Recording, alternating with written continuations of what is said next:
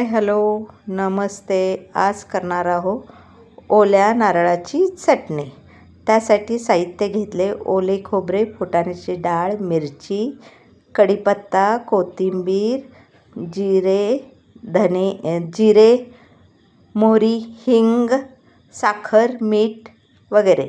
प्रथम खोबऱ्याचे तुकडे करून घ्यावे, मिक्सरमध्ये टाकावे. त्यानंतर फुटाण्याची डाळ,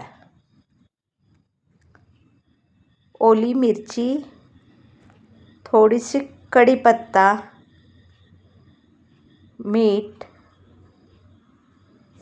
साखर, कोथिंबीर, जिरे टाकून चटणी बारीक वाटून घ्यावी.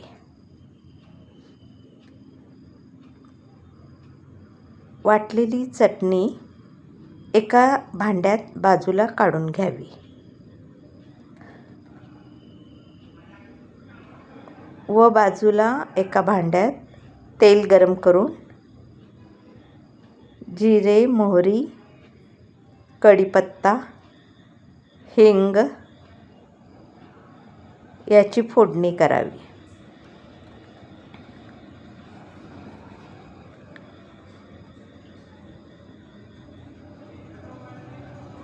जिरे मोहरीमुळे टेस्ट चांगली येते. त्यासाठी थोडेसे तेल जास्त घालावे लागते.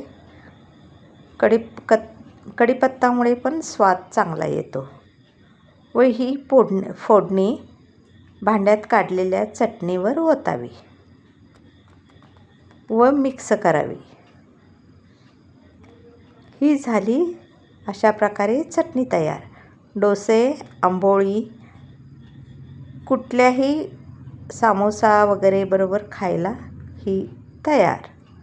धन्यवाद.